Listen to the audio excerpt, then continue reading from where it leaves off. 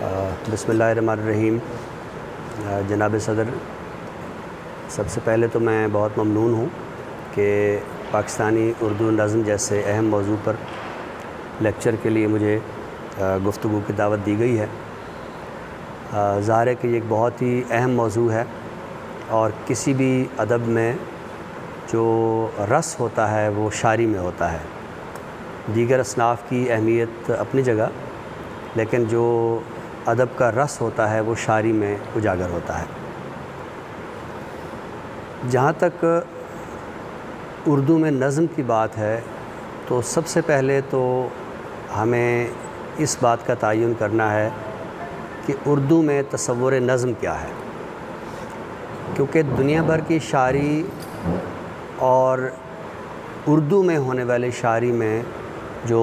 نظم کا تصور ہے وہ قدرے مختلف ہے۔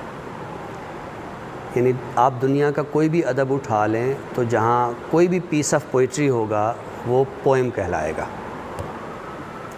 اردو میں ایسا نہیں ہے۔ اور اس کی وجہ یہ ہے کہ اردو میں غزل نے اتنی اہمیت اختیار کی ہے یا اپنی ایک الگ شناخت قائم کی ہے کہ ہم اردو میں ہر پیس آف پوئٹری کو نظم نہیں کہتے۔ ہمارے ہاں غزل اور نظم کی ڈویژن موجود ہے۔ فی الحقیقت دیکھا جائے تو غزل بھی نظم ہی کی صنف ہے، یعنی تکنیکی اعتبار سے جو پیرایہ اظہار ہے اس کی دو قسمیں ہیں، ایک نثر ہے اور ایک نظم ہے۔ تو جو نثر ہے اس میں کوئی انتظام نہیں ہوتا، کوئی نظام نہیں ہوتا، جبکہ نظم جو ہے وہ جب بھی اظہار جو ہے وہ کسی نظم کے اندر ڈھلے گا، وہ چاہے قافیے کا نظام ہو، ردیف کا نظام ہو، مصروں کا نظام ہو، وزن کا نظام ہو، عروض کا نظام ہو، جب اظہار اس کے اندر ڈھلے گا تو وہ نظم ہوگا۔ لیکن جیسے کہ میں نے گزارش کی ہے کہ غزل کی اپنی ایک الگ شناخت بن چکی ہے، لہٰذا ہم اردو میں غزل کو نظم نہیں کہتے ہیں۔ دوسرا، کچھ چھوٹی چھوٹی اصناف بھی ایسی ہیں، ہو سکتا ہے کہ دنیا کے ادب میں چھوٹی اصناف کے حوالے سے یہ ایکسیپشن موجود ہو، جیسے مثلا جاپان میں ہائیکو ہے تو ممکن ہے ہائیکو کو ایک الگ شناخت حاصل ہو، تو ہمارے ہاں جیسے قطع ہے، رباعی ہے، ہم ان کو بھی نظم نہیں کہتے ہیں۔ تو لیکن جو بڑی ڈویژن اردو میں ہے وہ غزل اور نظم کی ہے۔ دوسری بات یہ ہے کہ ہمارے ہاں نظم کا سفر مرحلہ وار شروع ہوا۔ ہم جب اپنے کلاسیکی ادب کو دیکھتے ہیں تو اس میں وہ تصور نظم نہیں ہے جو اس وقت ہے، یعنی اس وقت جو تصور نظم تھا وہ غیر موضوعاتی نظم کا تصور تھا، یعنی موضوع جو ہے وہ پہلے سے ہی متعین ہوتا تھا۔ یعنی شاعر جب کہتا ہے میں مرثیہ سنا رہا ہوں تو موضوع پہلے سے طے ہے کہ اس میں کسی مرنے والے کے اوصاف بیان کیے جائیں گے یا اس پہ کوئی گریہ زاری کی جائے گی۔ اسی طرح قصیدہ ہے تو پہلے سے طے ہے کہ اس میں تعریف کی جائے گی، حجو ہے تو پہلے سے طے ہے کہ اس میں برائی بیان کی جائے گی، شہر آشوب ہے تو پہلے سے طے ہے کہ اس میں شہر کے برے حالات جو ہے یا اس کا جو انتشار ہے یا بحران ہے اس کو نظم کیا جائے گا۔ تو ہمارے ہاں جو موجودہ نظم کا تصور ہے یہ پہلے موجود نہیں تھا، یہ یعنی یوں سمجھے کہ ایک غیر موضوعاتی پیرایہ اظہار موجود تھا۔ اس پیرایہ اظہار میں ایک تو بات یہ تھی کہ موضوع پہلے سے متعین ہوتا تھا، دوسری بات یہ تھی کہ اس پیرایہ اظہار میں یا اس نظم میں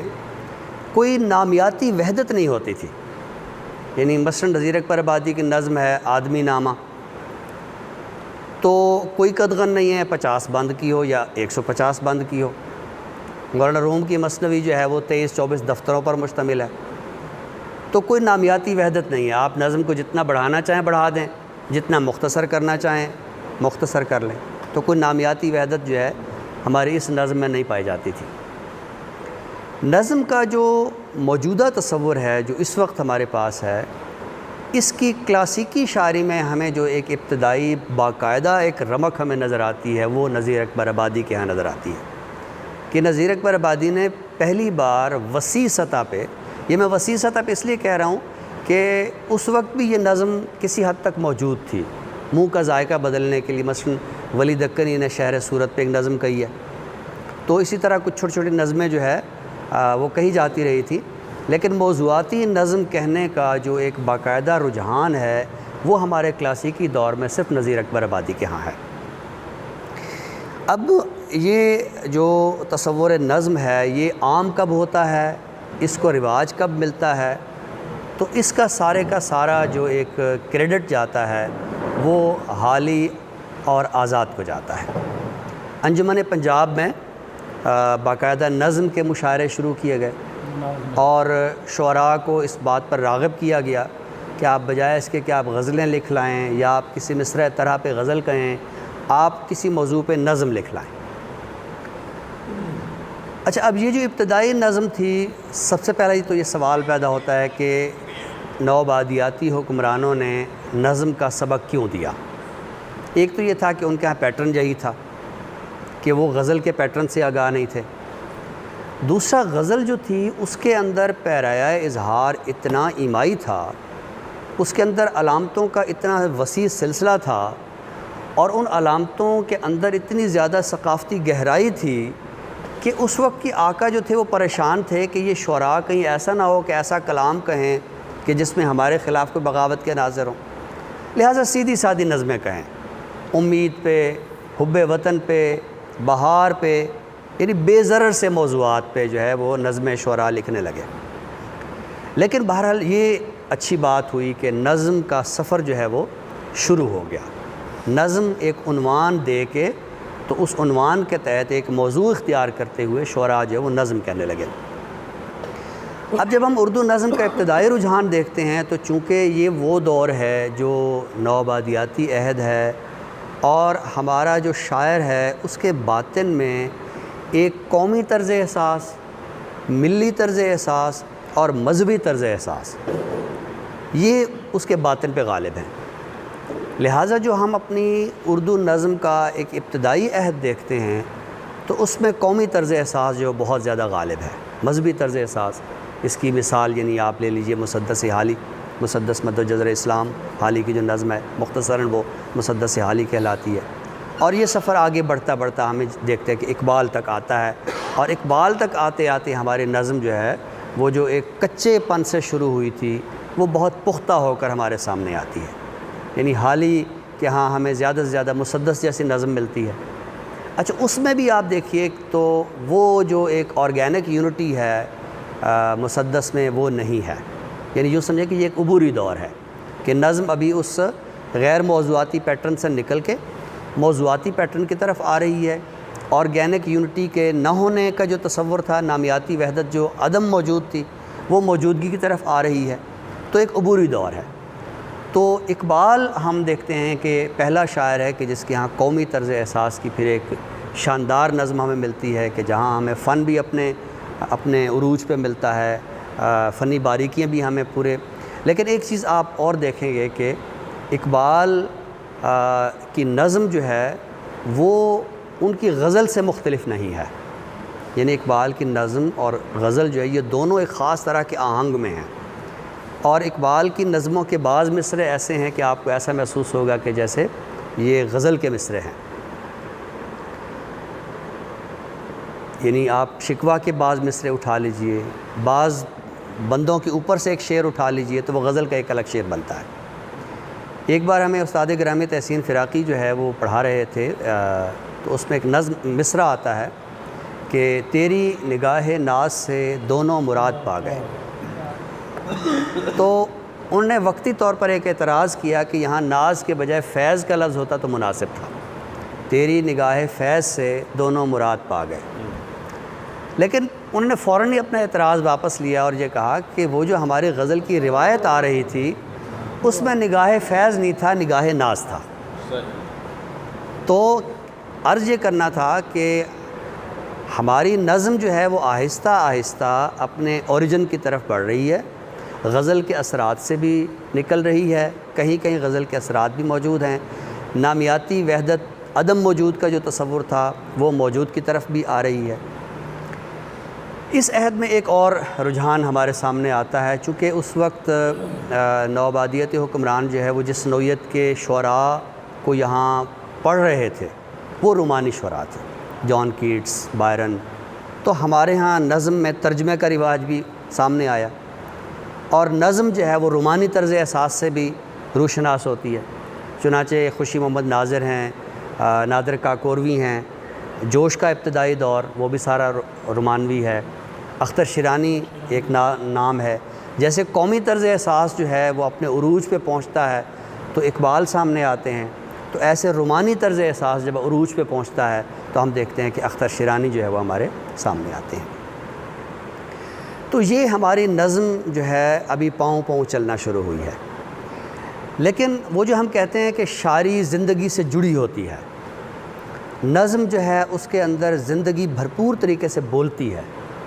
تو ابھی ہماری نظم میں زندگی اس طرح بھرپور طریقے سے بولنا شروع نہیں ہوئی تھی۔ جب ہمارے ہاں ترقی پسند تحریک شروع ہوتی ہے تو پھر صحیح معنوں میں نظم جو ہے وہ زندگی سے جڑتی ہے،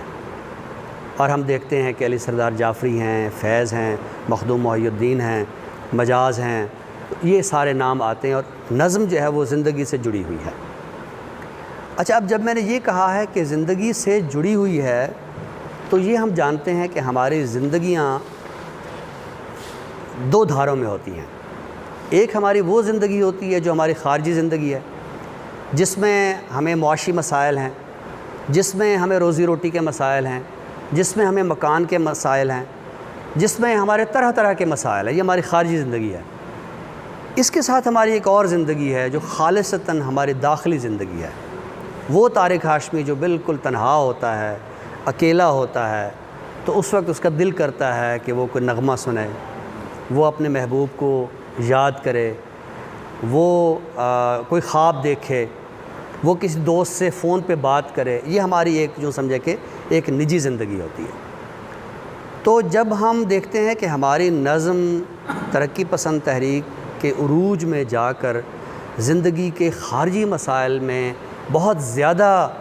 جڑ جاتی ہے یا کھو جاتی ہے، تو یہاں آ کر کچھ شاعر ہمیں یہ احساس دلاتے ہیں کہ دیکھیے زندگی ہمارے داخل کی بھی ایک زندگی ہے۔ چنانچہ ہم دیکھتے ہیں کہ حلقہ ارباب ذوق نام کی ایک تحریک ابھرتی ہے، اور اس میں ہم دیکھتے ہیں کہ میرا جی اور نعومیم راشد اور یہ شعراء ابھرتے ہیں جو فرد کی جو داخلی زندگی ہے اس کی عکاسی کرتے ہیں۔ یعنی میں یہاں کوشش کروں گا کہ نام زیادہ نہ لوں، میں زیادہ تر رجحانات پہ بات کروں، یہ بتاؤں کہ نظم کن کن دھاروں میں جو ہے وہ آگے بڑھتی رہی، اور ہر دور میں نظم کا جو تکنیکی پیرایا ہے وہ کیا رہا، اور نظم کا جو نظری پیرایا ہے یا فکری پیرایا ہے یا موضوعاتی پیرایا ہے وہ کیا رہا ہے۔ تو ہماری نظم جو کہ نذیر اکبر آبادی سے شروع ہوتی ہے وہ نظم پہنچ جاتی ہے فیض احمد فیض اور حلقہ ارباب ذوق کے شعراء میرا جی اور نعومیم راشد تک۔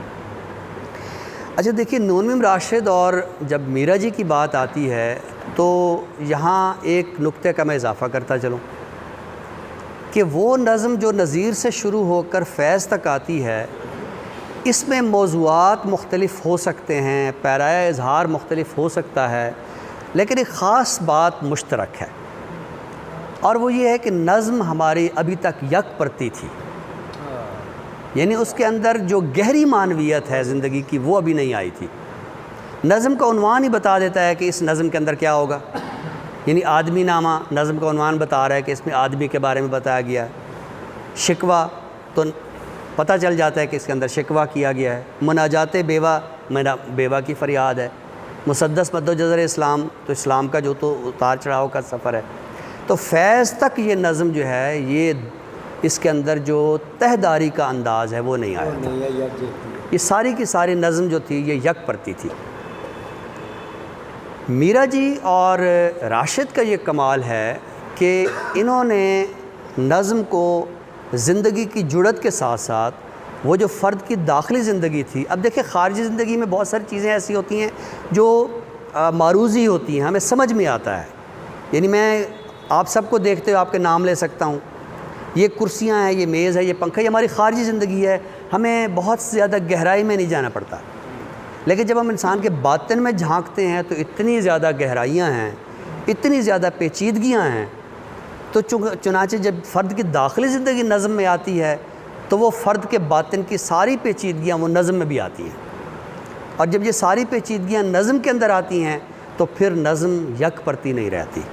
نظم کے اندر معنوی تہداری آتی ہے، اور جب ہم میرا جی کی نظم پڑھتے ہیں تو ہم پڑھتے ہوئے متن پر غور کرتے ہیں کہ میرا جی کیا کہنا چاہتے ہیں۔ علامتوں کا ایک طویل سلسلہ بڑھتا ہے، استعاروں کا ایک طویل سلسلہ بڑھتا ہے، بڑے پیچیدہ قسم کی تمثالیں آتی ہیں، بڑے کمپلیکیٹڈ جو ہے وہ امیجز آتے ہیں، اور یہی چیز جو ہے وہ نون میم راشد کے ہاں بھی ہے۔ راشد اور میرا جی کا ایک اور کنٹریبیوشن بھی ہے کہ انہوں نے جو زبان تھی، یعنی یہ بالکل دونوں الگ الگ انتہاؤں پہ ہیں۔ میرا جی کی ہم جب نظم پڑھتے ہیں تو اس کے اندر ایک ہندی آہنگ ہے، جب ہم راشد کو پڑھتے ہیں تو وہ جو قدیم فارسی ہماری غزل کا آہنگ تھا۔ یہ میں بار بار آپ سے عرض کروں گا کہ ہماری نظم نے بہت کوشش کی ہے کہ کسی طرح غزل کے پیرائے سے نکلے، لیکن ہماری نظم جو ہے وہ غزل کے پیرائے سے نکل نہیں پائی۔ راشد کے بھی بہت سارے آزاد نظموں کے اندر ایسے شعر آ جاتے ہیں، آرزوئیں تیرے سینے کے کوہستانوں میں ظلم سہتے ہوئے حبشی کی طرح رینگتی ہیں، تو یہ غزل کا شعر ہے۔ آپ راشد کی بہت ساری تراکیب آپ دیکھیے، آپ کو محسوس ہوگا کہ یہ غزلیں نہیں ہیں، یہ نظمیں نہیں ہیں، یہ غزلیں ہیں۔ یہی چیز فیض صاحب کے ہاں ہے۔ فیض صاحب کا تو لب و لہجہ، وہ غنائیت، وہ ساری کی ساری جو ہے وہ غزل سے مستعار ہے۔ یعنی فیض صاحب کے بارے میں یہ کہا جاتا رہا ہے کہ وہ ساری زندگی نظم کے پیٹرن میں غزل تخلیق کرتے رہے۔ تو یہ بات میں نے کیوں کی، یہ میں تھوڑا سا آگے چل کر آپ سے عرض کروں گا۔ تو ہماری نظم جو ہے وہ اب ایک تو نامیاتی وحدت کی طرف آ گئی ہے، وہ تہداری کی طرف آ گئی ہے، وہ علامت کی طرف آ گئی ہے۔ تو نظم یوں سمجھیں کہ راشد نے اور فیض نے اور میرا جی نے نظم کو اپنے پاؤں پہ کھڑا کر دیا۔ یہاں سے آ کر نظم جو ہے وہ اپنی ایک الگ شناخت جو ہے وہ قائم کرتی ہے، اور یہیں سے آ کر وہ مناقشہ شروع ہو جاتا ہے جو غزل اور نظم کا ہے۔ ہمارے یہ جو ابتدائی نظم گو تھے، یہ چونکہ غزل کی روایت سے آگاہ تھے، لہٰذا راشد نے ساری زندگی نظم کہی لیکن غزل کی مخالفت کہیں نہیں کی، غزل کی حمایت میں لکھتے رہے۔ میرا جی نے غزل منہ کا ذائقہ بدلنے کے لیے کہی لیکن کہیں غزل کی مخالفت نہیں کی ہے۔ مختار صدیقی غزل بھی کہی اور نظم بھی کہی، اور غزل کی حمایت میں بے شمار مضامین جو ہے وہ لکھے۔ یعنی ہمارا جو ابتدائی نظم گو ہے وہ بہت اچھا نظم گو ہے، وہ نظم کو اپنے پاؤں پہ کھڑا کر چکا ہے، لیکن وہ غزل کی مخالفت بھی نہیں کر رہا۔ اب ہم تھوڑا سا آگے بڑھتے ہیں،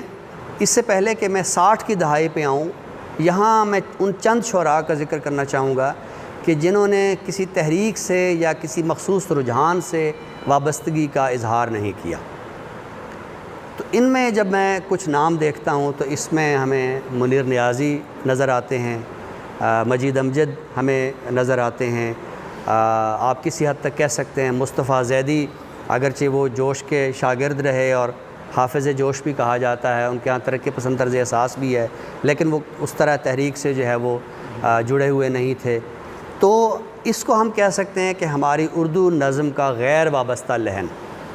کیونکہ کسی ادیب کے لیے یہ ضروری نہیں ہوتا کہ وہ کسی مخصوص رجحان کے گروہ سے جڑ جائے، وہ چاہے فکری سطح کا ہو یا وہ تکنیک کے اعتبار سے ہو۔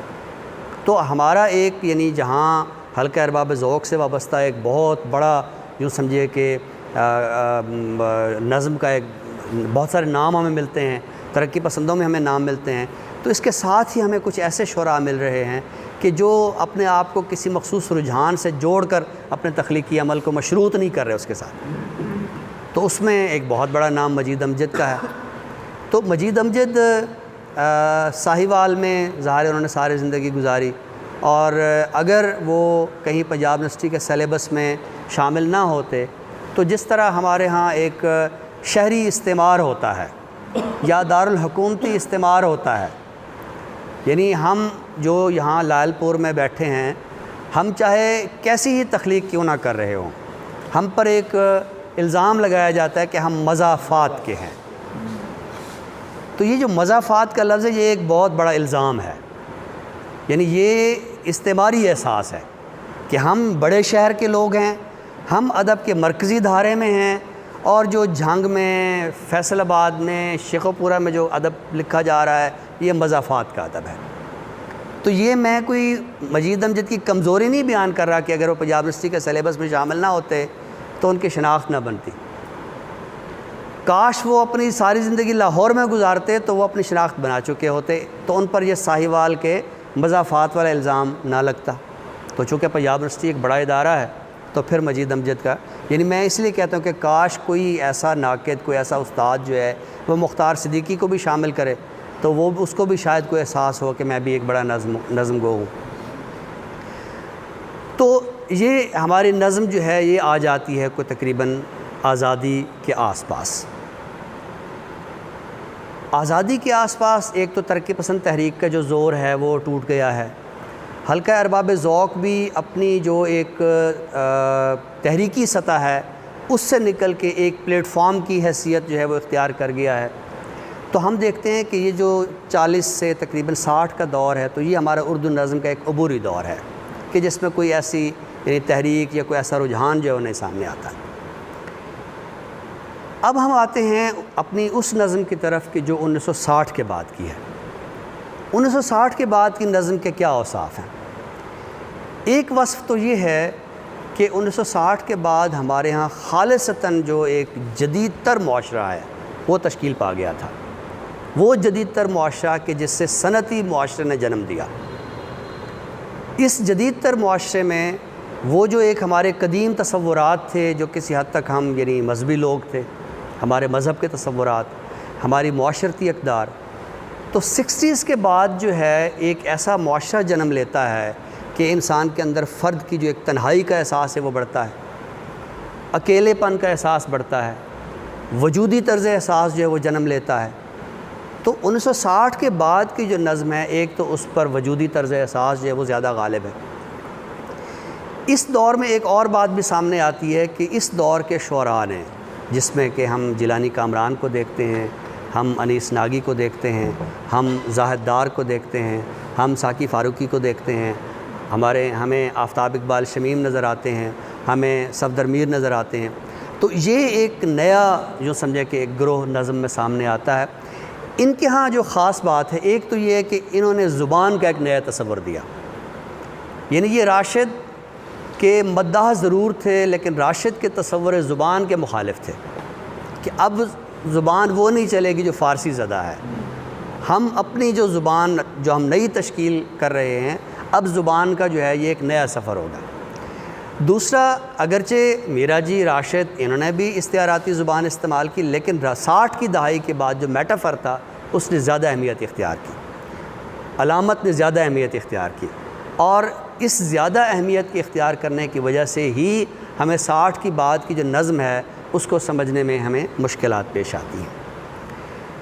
1960 کی نظم میں ایک خاص رجحان اور بھی سامنے آتا ہے اور وہ یہ ہے کہ چونکہ اس سے پہلے 2 بڑے دھارے تھے. ترقی پسند تحریک جو تھی وہ ادب برائے زندگی اور زندگی کے خارجی مسائل اور معاشی مسائل اور مارکسزم اور ہسٹوریسزم یہ ان پر زور دے رہی تھی. لہٰذا ان کا یہ خیال تھا کہ شاعری جو ہے اس میں براہ راست اظہار ہونا چاہیے, اس میں کوئی علامت اس طرح کی چیز نہیں ہونی چاہیے. اس کی نسبت جو حلقے کا تصور نظم تھا وہ یہ تھا کہ نہیں, علامتی انداز ہونا چاہیے, استعاراتی ہونا چاہیے, اور وہ جو ایک سادہ سی بات ہے کہ فن برائے فن. 60 کی دہائی میں ہم دیکھتے ہیں کہ یہ دونوں تصورات ایک دوسرے کے اندر مدغم ہو جاتے ہیں. ہمیں کچھ ایسے شعراء ملتے ہیں کہ جو اپنے فنی اعتبار سے تو حلقہ ارباب ذوق کے تصور نظم کو اڈاپٹ کرتے ہیں لیکن فکری اعتبار سے وہ اسی طرح ترقی پسند ہیں کہ جیسے فیض صاحب تھے یا علی سردار جعفری تھے. یہاں اگر میں نام لوں ساقی فاروقی کا, ساقی فاروقی نظریاتی اعتبار سے مارکسسٹ ہیں, وہ ترقی پسند ہیں لیکن ان کی نظم فیض صاحب کی نظم سے مختلف ہے. ان کا پیرایا اظہار جو علامتی ہے, اس کے اندر حیوانی تمثیلات ہیں, اس کے اندر پیچیدہ امیجز ہیں. یہی بات ہم دیکھتے ہیں آفتاب شمیم کے ہاں ہے, یہی بات جو ہے وہ ہم محمد صفدر میر کے ہاں دیکھتے ہیں. اور دوسرا گروہ وہ ہے کہ جس کو ہم لسانی تشکیلات کے لوگ کہتے ہیں, جس میں کہ جیلانی کامران ہیں, زاہد دار ہیں, اور تو ہماری جو نظم ہے وہ وقت کے ساتھ ساتھ جو ہے اس کے اندر پھر ایک یعنی قاری کے لیے ایک فہم کا مسئلہ جو ہے وہ کھڑا ہوتا ہے. یعنی ہمارا جو جدید تر نظم کو ہے وہ نظم کے اس تصور سے باہر آ گیا ہے کہ جیسے جو ہمارے ابھی بھی کچھ غزل گوؤں کا چل رہا ہے کہ میں شعر پڑھوں اور جہاں سارے بیٹھے ہوں کو سمجھ میں آ جائے اور وہ مجھے داد بھی دیں. ہمارا نظم کو کہتا ہے کہ نہیں، میری نظم کے متن کو ساتھ لے جاؤ، اسے تنہائی میں پڑھو، اس پر غور کرو، اور اس میں جو جو معنویتیں ہیں وہ اس کے لیے آپ آزاد ہیں، آپ وہ ان کا تعین جو ہے وہ آپ کر سکتے ہیں. تو یہ ہماری نظم کا سفر جو ہے وہ تھوڑا سا آگے بڑھتا ہے. پھر ہم دیکھتے ہیں کہ 60 کی دہائی میں ایک خاص جو ہماری نظم کا نیا پیرا آیا ہے کہ جس کو ہم نثری نظم کہتے ہیں. یعنی ہمیں اس سے پہلے ہمیں جو نثری نظم ہے، نظم کے اندر نثر یا نثر کے اندر جو نظم لکھنے کا رجحان ہے، تو نثری نظم کی ایک عرصہ تک بہت زیادہ جو ہے ہم دیکھتے ہیں کہ ایک مخالفت ہوتی رہی. یہ مخالفت جو ہے اس سے پہلے آزاد نظم بھی دیکھ چکی تھی، اور آزاد نظم سے پہلے جو اسماعیل میرٹھی اور نظم طباطبائی کی جو معرہ نظم تھی وہ بھی دیکھ چکی تھی. چونکہ ہم جو ہے وہ قافیے کا بہت زیادہ وہ ہیں، تو وہ جو ہے کہ ہمارے نئے شعراء یہ کہتے ہیں کہ جو ایک حسن ہوتا ہے وہ کسی زیور کا محتاج نہیں ہوتا. ہمارے ہاں قافیے کو چونکہ شاعری کا زیور کہا جاتا رہا ہے، تو ہمارا جدید نظم کو جو یہ ایک مذاکرے میں شاید راشد نے بات کی تھی کہ حسن جو ہوتا ہے وہ کسی زیور کا محتاج نہیں ہوتا. اگرچہ راشد صاحب خود بھی قافیوں سے باہر نہیں آئے، لیکن چونکہ وہ ایک عبوری دور تھا تو وقت کے ساتھ ہم دیکھتے ہیں کہ قافیہ، عروض اور یہ سارے جو پیرائے ہیں یہ ختم ہوتے گئے، اور پھر ہم آزاد نظم سے جو ہے ہم نثری نظم کی طرف بھی آتے رہے اور آ گئے. اور پھر نثری نظم جو ابتداً بہت زیادہ متنازع تھی، تو اب ہم دیکھتے ہیں کہ وہ تنازع جو ہے وہ تقریباً طے پا چکا ہے، اور ہم نے نثری نظم کو بھی بطور شاعری جو ہے وہ قبول کیا ہے. اور اس کو قبول کرنے میں جو پرانی رکاوٹیں ہمیں نظر آتی تھیں تو وہ اب ہمیں قدرے تھوڑا سا مذاق لگتی ہیں، لیکن بعض قدروں کو چھوڑتے ہوئے بہرحال وقت لگتا ہے. ہو سکتا ہے کہ اب بھی کچھ احباب ایسے بیٹھے ہوں کہ جو کہہ رہے ہوں کہ شاید ہاشمی صاحب یہ کوئی لایانی گفتگو کر رہے ہیں کہ نثر کے اندر جو وہ شاعری کیسے ہو سکتی ہے. تو وہ میں پھر اپنے استاد گرامی ڈاکٹر تسنیم فراقی صاحب کی بات کروں گا. انہوں نے ایک عرب شاعر کی مثال دی کہ عرب شاعر کے بچے کو، شاید حسان بن ثابت کی بات ہے، کہ بچے کو بھیڑ نے کاٹ لیا. بھیڑ نے کاٹ لیا تو اب بچہ تھا، اس نے تو پہلی بار بھیڑ دیکھا تھا، اس کو تو نہیں پتہ یہ کیا چیز ہے، اس کو نام بھی نہیں یاد آتا یہ کیا چیز ہے. تو اس نے آ کر اپنے باپ سے کہا کہ مجھے ایک ایسے اڑتے ہوئے کیڑے نے کاٹا ہے جس نے دھاری دار چادر اوڑھ رکھی تھی. تو وہ خوش ہو گیا، ارے میرا بیٹا تو شاعر ہو گیا، اس کے اندر تشبیہ کا شعور پیدا ہو گیا ہے، یہ تشبیہ دے سکتا ہے. تو عرض یہ کرنا ہے کہ شاعری جو ہے وہ صرف عروضی پیمانوں کا نام نہیں ہے. اگر آپ ایک اچھی تشبیہ لاتے ہیں، اگر آپ ایک گہرا امیج لاتے ہیں، آپ کوئی بہت گہری بات کرتے ہیں، تو وہ بھی جو ہے وہ شاعری ہو سکتی ہے. جہاں 70 کے بعد نثری نظم میں قبولیت کا رجحان بڑھا، وہاں ہم دیکھتے ہیں کہ ایک اور رجحان بھی سامنے آتا ہے، اور وہ ہے طویل نظم نگاری کا.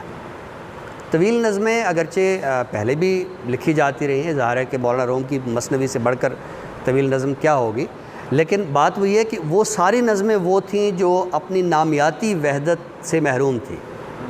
کسی نامیاتی وحدت کے اندر رہتے ہوئے کہ نظم کو ایک جگہ سے شروع کرنا ہے اور ایک جگہ سے ختم کرنا ہے. اور جیسے کہ ہم جانتے ہیں کہ کسی بھی چیز میں جو نامیاتی وحدت ہوتی ہے، اگر آپ کوئی چیز درمیان سے اڑائیں گے تو اس کا پورا سٹرکچر جو ہے وہ ہل جائے گا. تو ہماری جو جدید تر نظم ہے اس میں جو طویل نظم کا رجحان آیا ہے، اس میں یہ بات بھی ہے کہ اس کے اندر ایک ایسی نامیاتی وحدت ہے کہ آپ کہیں سے کوئی حصہ اگر نکالتے ہیں تو پوری نظم پہ فرق جو ہے وہ نظر آتا ہے. یہاں میں یہ بات ضرور کروں گا کہ بعض اوقات شاعر تخلیقی عمل کے دوران میں جیسے غزل کے مصرعے کے اندر کچھ لفظ حشو و زوائد میں آ جاتے ہیں، تو اس طرح کے حشو و زوائد نظم میں ہو سکتے ہیں، اور یہ نظم کا عیب ہوں گے. جیسے کہ ہم دیکھتے ہیں کہ ایلیٹ کی نظم جو ہے دی ویسٹ لینڈ کو جب ایزرا پاؤنڈ دیکھتے ہیں تو اس میں سے کئی مصرعے اڑا دیتے ہیں. تو اب وہ جو مصرعے اڑائے گئے ہیں تو وہ نظم کی نامیاتی وحدت کو خراب کرنے کے لیے نہیں ہیں، بلکہ جیسے ہم کوئی بھی چیز بناتے ہیں تو کچھ چیزیں اس میں اوور ہو جاتی ہیں، تو نامیاتی وحدت ہوتے ہوئے بھی اس میں کچھ چیزیں اضافی ہوتی ہیں یا کچھ چیزیں کم ہوتی ہیں. تو یہ ایک الگ بحث ہے. لیکن جو ہماری جدید تر نظم طویل نظم ہے تو اس کے اندر جو ہے ایک نامیاتی وحدت بھی پائی گئی ہے، اور ہم دیکھتے ہیں کہ اس میں بہت ساری جو طویل نظمیں بہت خوبصورت پیرائے میں ہمارے سامنے آتی ہیں۔ ہم اپنے شہر میں دیکھ سکتے ہیں مقصود وفار نظمیں کہیں ہیں، سہرزادی اشرف جوسی صاحب کی نظم ہے، وحید احمد صاحب کی کچھ نظمیں ہیں، تو مطلب یہ ایک طویل نظم کا رجحان بھی ہمارے سامنے آتا ہے۔ ہماری نظم میں یہ میں نے جتنی بھی آپ سے گزارشیں کی ہیں، یہ نظم کے مختلف فکری پیرائے بھی سامنے آتے رہے، اور جیسے کہ میں نے شروع میں کہا کہ نظم ہماری زندگی سے جڑی ہوئی ہے، تو ہماری جدید تر شاعری میں یہ ایک خاص بات ضرور ہے کہ یہ نظم زندگی سے جڑی ہوئی ہے۔ ہمیں کہیں جو ہے استفہام فہم کے مسائل ہو سکتے ہیں، لیکن ایسا نہیں ہوگا کہ ہم کسی نظم کو یہ کہیں کہ یہ زندگی سے جڑی ہوئی نہیں ہے۔ یہاں میں آخری نقطہ ایک بار پھر یہ بیان کرنا چاہتا ہوں کہ چونکہ غزل جو ہے وہ میرے لیے بہت محبوب ہے، تو 60 کی دہائی میں وہ جو غزل مخالفت کا ایک طوفان کھڑا ہوا تھا، تو ہم دیکھتے ہیں کہ وہ غزل مخالفت کا جو طوفان ہے وہ نہ صرف یہ ہے کہ آگے چل کر تھم جاتا ہے، بلکہ 70 کی دہائی میں ہمیں بہت اچھے غزل کے شاعر ملتے ہیں۔ یعنی 70 کی دہائی میں ہمیں کوئی بڑا نظم گو نہیں ملتا، ہمیں ثروت حسین ملتا ہے تو غزل کا آدمی ملتا ہے، ہمیں جمال ثانی ملتا ہے تو وہ غزل کا آدمی ملتا ہے، ہمیں عرفان صدیقی ملتا ہے تو وہ غزل کا آدمی ملتا ہے، ہمیں غلام محمد قاصر ملتا ہے تو وہ ہمیں غزل کا آدمی ملتا ہے۔ میں یہ عرض کرنا چاہتا ہوں کہ ہمیں کسی رجحان کی ایسی مخالفت نہیں کرنی چاہیے کہ بعد ازاں ہم سوچتے رہ جائیں کہ ہم نے یہ مخالفت کیوں کی، اور بعد ازاں ایک تخلیقی رجحان دوسری سمت جو ہے وہ سامنے آ جائے۔ اب دیکھیے ہماری نظم کا مسئلہ کیا تھا، مخالفت کیوں تھی؟ میں یہ عرض کرتا ہوں کہ جب ہماری نظم کے شاعر نے وہ مخصوص پیرایہ اظہار سمجھ لیا کہ شاعری اس کو کہتے ہیں، جیسے میں نے عرض کیا کہ اقبال سے لے کر فیض تک ہماری جو نظم ہے وہ یک پرتی ہے، جو ہی اس کے اندر تہ داری آتی ہے تو لوگوں کو سمجھ آتی ہے کہ اچھا شاعری یہ ہوتی ہے۔ تو جب ان کو سمجھ آئے کہ شاعری یہ ہوتی ہے، نظم اپنے پاؤں پہ کھڑی ہو گئی، تو انہیں غزل کی بھئی ان کو یہ سوچنا چاہیے تھا کہ یہ تہ داری، یہ ایمائیت تو اس سے پہلے غزل کا حصہ تھی۔ غزل کا تو وصف ہی یہی تھا کہ اس کے اندر علامت ہوتی تھی، اس کے اندر ایمائیت ہوتی تھی، اس کے اندر بات کھل کے نہیں کی جاتی تھی، بات آدھی کی جاتی تھی۔ یہ نہیں کہ زبان میں لکنت ہے، بات آدھی کی جائے، جمال ثانی والی بات ہے۔ جمال کھیل نہیں ہے کوئی غزل کہنا کہ ایک بات بتانی ہے ایک چھپانی ہے۔ تو وہ جو آدھی بات چھپانے والا رجحان ہمارے نظم میں آیا اور نظم اپنے پاؤں پہ کھڑی ہو گئی، تو میں سمجھتا ہوں کہ غزل کی مخالفت ایک نو دولتیہ رجحان تھا۔ یہ ہمیں غزل کی مخالفت جو وہ نہیں کرنی چاہیے تھی۔ بہرحال میں یہاں کوئی کسی اصناف کے مناقشے پہ گفتگو نہیں کر رہا، میں صرف یہ عرض کر رہا ہوں کہ نظم کے کیا کیا پیرائے رہے، نظم کو کہاں غزل کہ وہ زیر اثر رہی، کہاں اس نے غزل سے باہر نکلنے کی کوشش کی، جب وہ باہر نکلی ہے تو اس نے غزل کی مخالفت کیوں کی ہے۔ وہ بات یہ ہے کہ ہمیں بعض اوقات جو مناقشے ہیں وہ ہمارے ہاں فیشن بھی ہے۔ مثلا میں ایک بات آپ کو عرض کروں کہ جیسے نظم ہے وہ آزاد ہو گئی، نثری ہو گئی، اب بعض شعراء نے آزاد غزل لکھنا شروع کر دی، نثری غزل لکھنا شروع کر دی، اور میں نے تنقیدی جملے یہ بھی پڑھے کہ اگر نظم آزاد ہو سکتی ہے تو غزل کیوں نہیں، اگر نظم نثری ہو سکتی ہے تو غزل کیوں نہیں۔ اب سننے کو تو یہ بات بڑی اپیل کر رہی ہے، اب انہیں کون بتائے کہ نظم ایک وسیع اصطلاح ہے، نظم کسی ایک صنف کا نام نہیں ہے، غزل ایک صنف ہے۔ جیسے بحیثیت حیوان بندر بھی حیوان ہے، ہاتھی بھی حیوان ہے، اور میں بھی حیوان ہوں، ہم سب حیوان ہیں، لیکن اب ہماری بحیثیت انسان ایک الگ آئیڈینٹی ہے۔ اب ہم کہیں کہ اگر حیوانوں میں اتنی ساری انواع جنم لے رہی ہیں تو انسانوں میں کیوں نہیں جنم لے رہی؟ تو یہ نقطہ جو ہے وہ سوچنے والا ہے۔ بہرحال یہ نظم کے مختلف پیرائے تھے، میں نے کوشش کی ہے کہ کچھ نام لیے بغیر یا کچھ نظموں کی مثالیں دیے بغیر میں اردو نظم کا وہ سفر جو نذیر اکبر آبادی سے شروع ہوتا ہے اور آج کے ہمارے اہم نظم گوؤں تک پہنچتا ہے، اس کا ایک سفر جو ہے اس پر کچھ روشن ڈال سکوں۔ میں آپ سب کے سماعتوں کا بہت ممنون ہوں، بہت شکریہ۔